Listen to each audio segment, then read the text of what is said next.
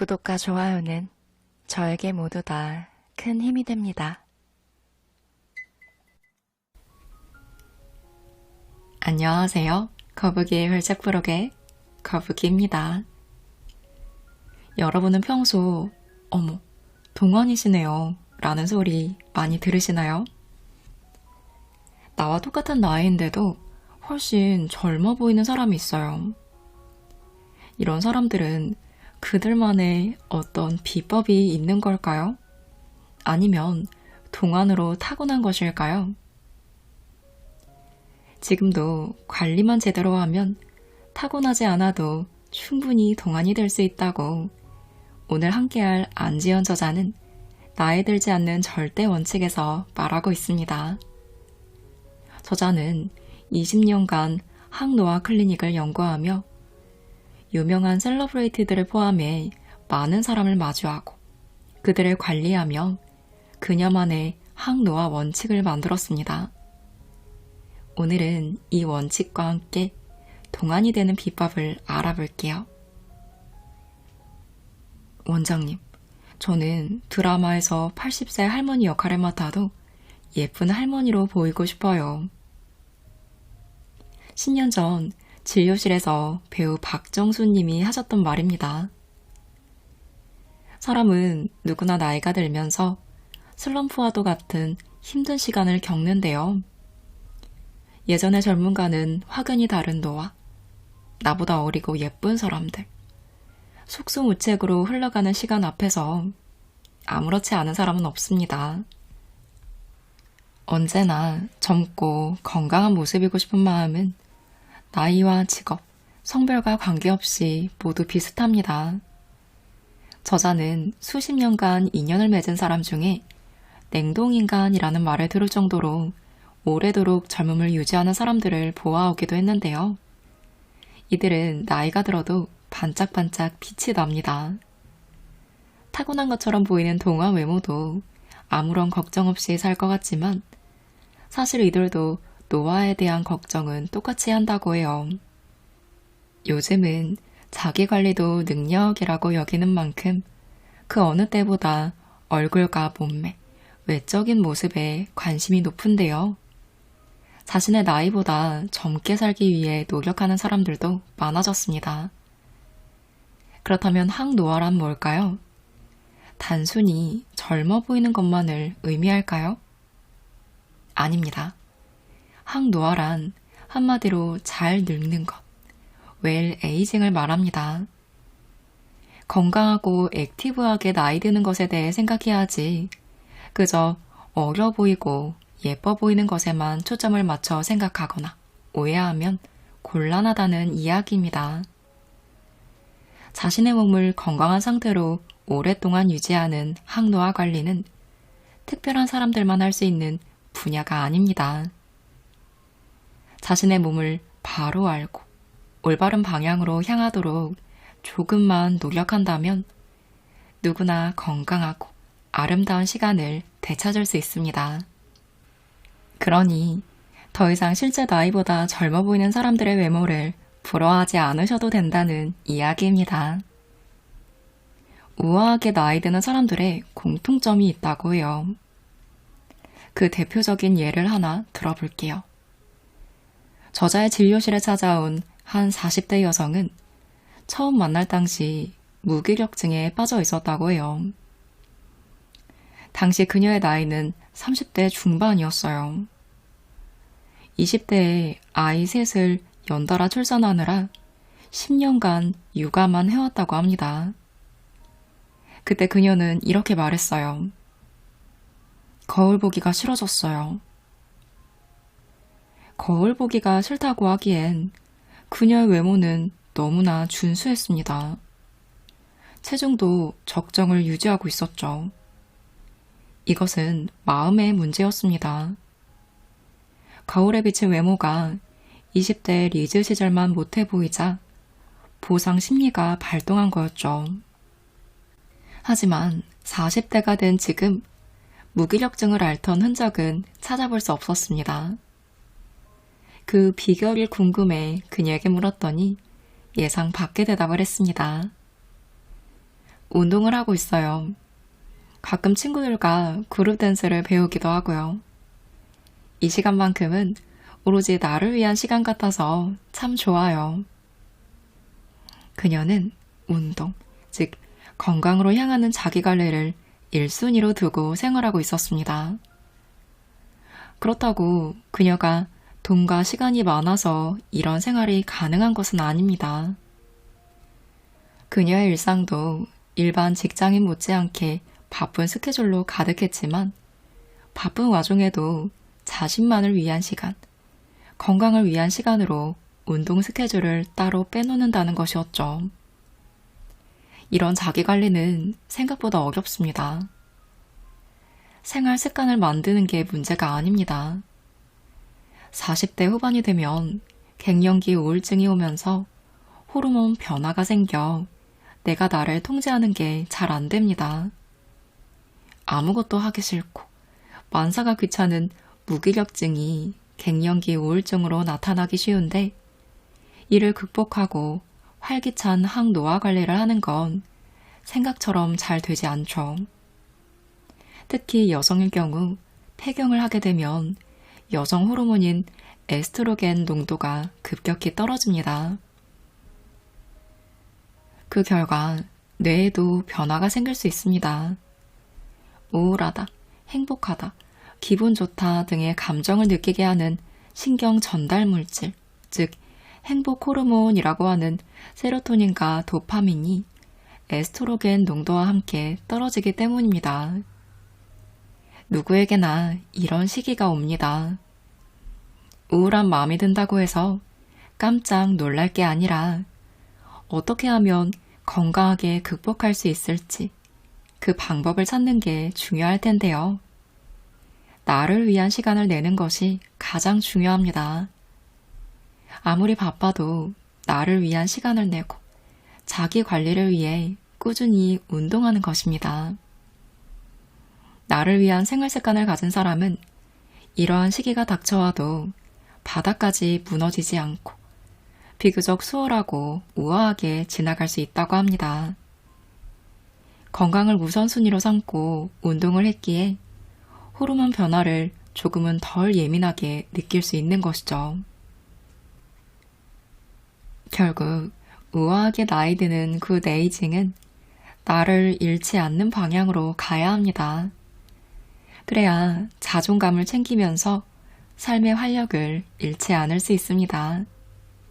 이건 이기적인 게 아니라 건강한 노화, 성공하는 노화의 시작점인 셈인 것이죠. 내가 나를 사랑하는 마음이 있어야 가족과도 잘 지낼 수 있습니다.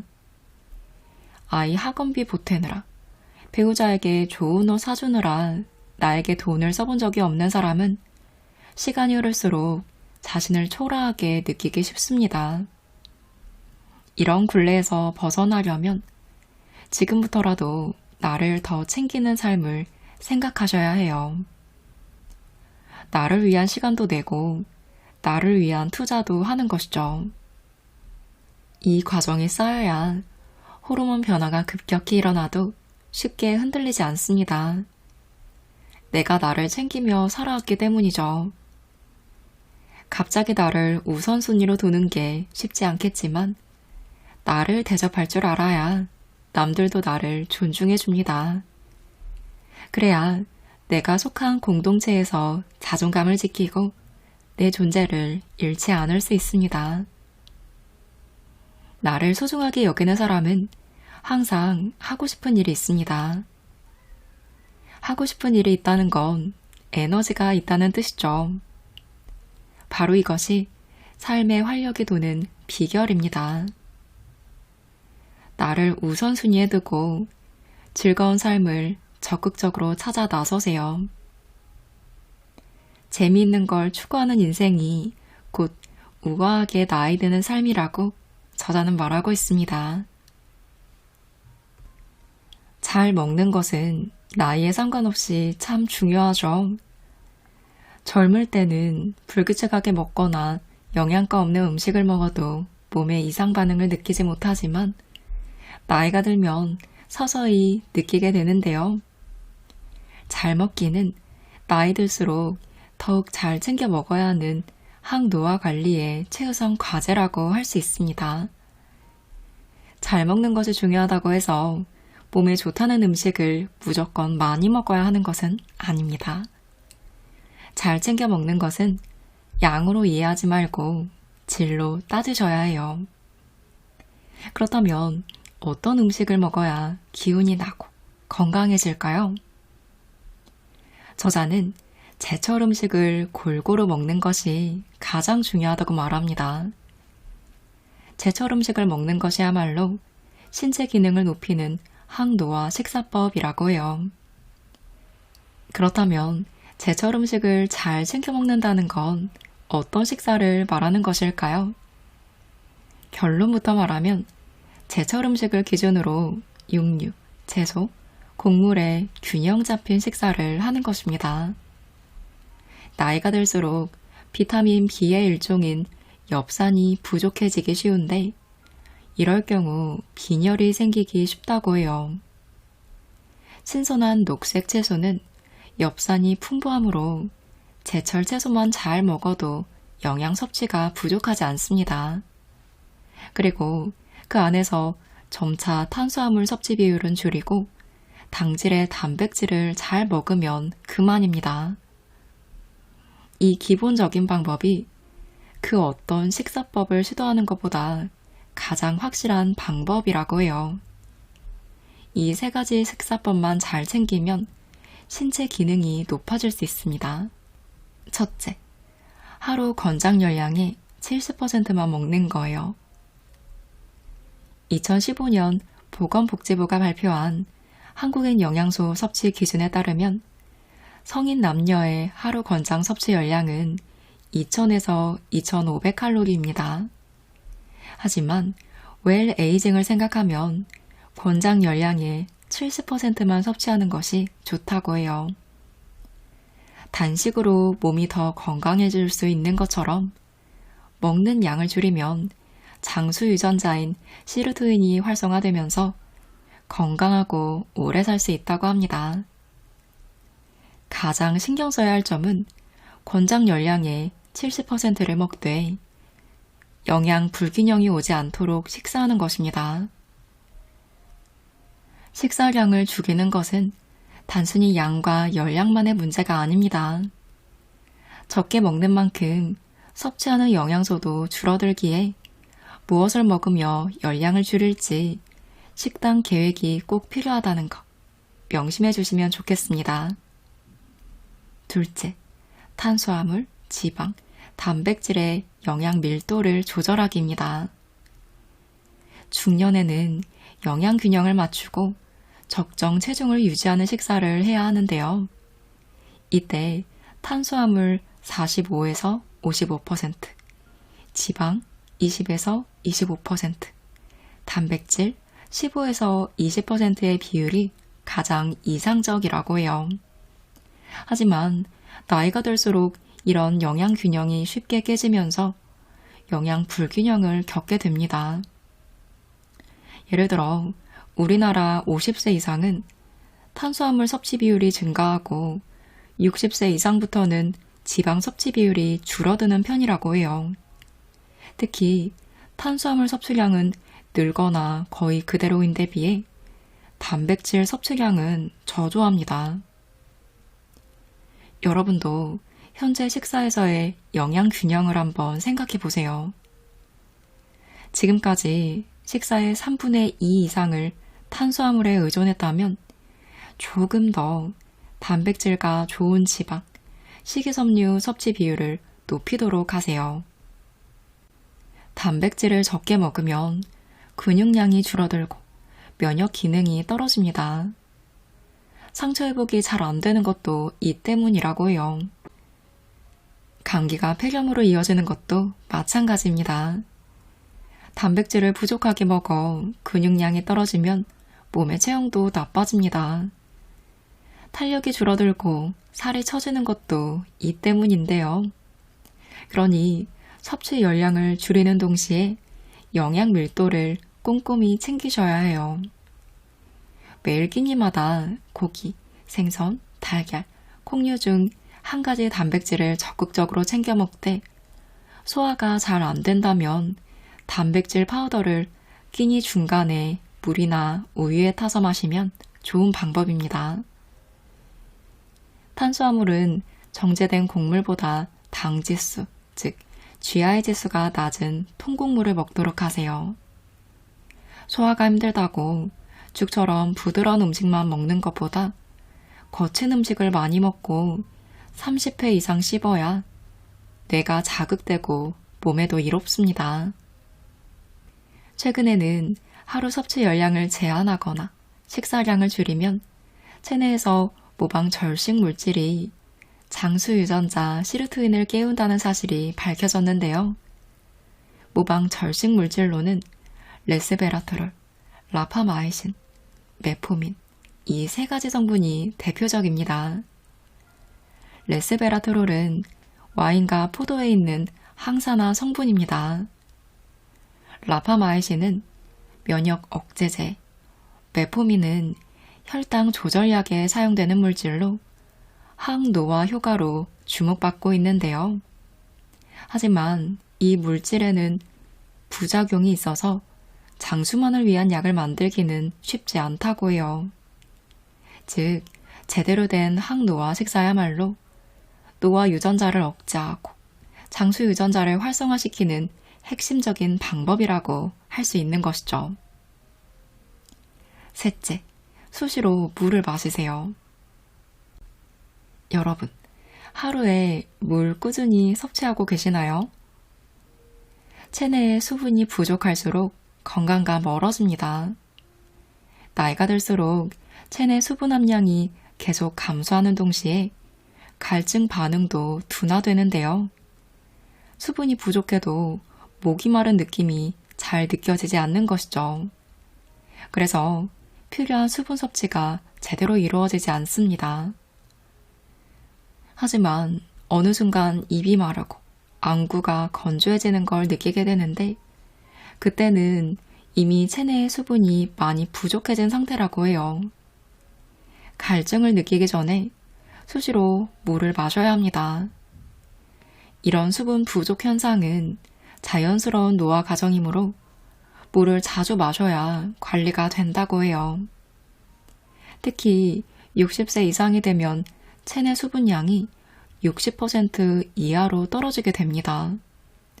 그로 인해 피부 탄력이 저하되고 세포의 수분량도 감소해 기능을 제대로 하기 어렵게 되죠. 하지만 평소에 물만 충분히 마셔줘도 노화를 늦추고 질병을 예방할 수 있다고 합니다. 그렇다면 물은 얼마나 마셔야 할까요? 보통 내 몸무게에 30을 곱하면 내가 하루 마셔야 할 물의 양을 알 수 있다고 해요. 매일 음식으로 섭취하는 수분이 대략 1000ml 정도 되니 성인이 마셔야 할 최소한의 물은 1600ml라고 생각하시면 됩니다. 소변의 색깔이 항상 옅은 노란색이 될 수 있도록 물을 소량으로 자주 섭취해 주세요. 우리의 얼굴과 몸은 자신이 신경 쓰는 만큼 달라진다고 저자는 확신 있게 말하고 있어요. 이제 그 변화를 제대로 맛볼 것인지, 나이 탓을 하며 다른 사람들만 부러워할 것인지는 나 자신의 선택에 달렸습니다. 지금까지의 내용을 간단히 정리해보자면, 먼저 나를 위한 시간을 반드시 갖고 밥은 제철 음식 위주로 챙겨 먹는 것이 최고의 항노화 식사라고 하는데요. 이 식사법 3가지를 지켜주면 신체 기능이 높아집니다. 첫째, 하루 권장 열량의 70% 먹기. 둘째, 탄수화물, 지방, 단백질의 영양 밀도 조절하기. 셋째, 수시로 물 마시기입니다. 맞아요. 한 번쯤은 이 정보를 들어보신 분들도 있을 거예요. 이 방법들이 너무나 중요하고 조금만 신경 쓰면 실천하기도 그렇게 어렵지 않지만 그만큼 잊혀지기도 정말 쉬운 내용들이라 소개해 보았습니다. 오늘은 안지연 저자의 나이 들지 않는 절대 원칙과 함께 했습니다. 나이 들지 않는 절대 원칙에는 건강을 지키면서 젊음까지 유지시킬 수 있는 다양한 실천법들이 담겨 있는데요. 사소한 생활 습관부터 어떤 약을 챙겨 먹고 화장품을 선택해야 하는지, 시술 등 항노화에 대한 우리가 관심을 갖고 있는 많은 정보들이 정리되어 있어요. 특히 작가님이 많은 사람들이 관심을 갖는 내용을 공감하며 이해하기 쉽도록 글을 쓰셨다는 게 저는 읽을수록 그 마음이 느껴져서 흥미롭고 유익하게 읽었습니다. 나의 평소 생활 습관으로 젊고 건강하게 나이 들고 싶다라고 생각하시는 분들이 참고해 보시면 좋을 것 같습니다. 여러분이 항노화 관리로 반짝반짝 빛나는 내일을 맞이하시길 바라는 마음으로 오늘 영상 마무리합니다.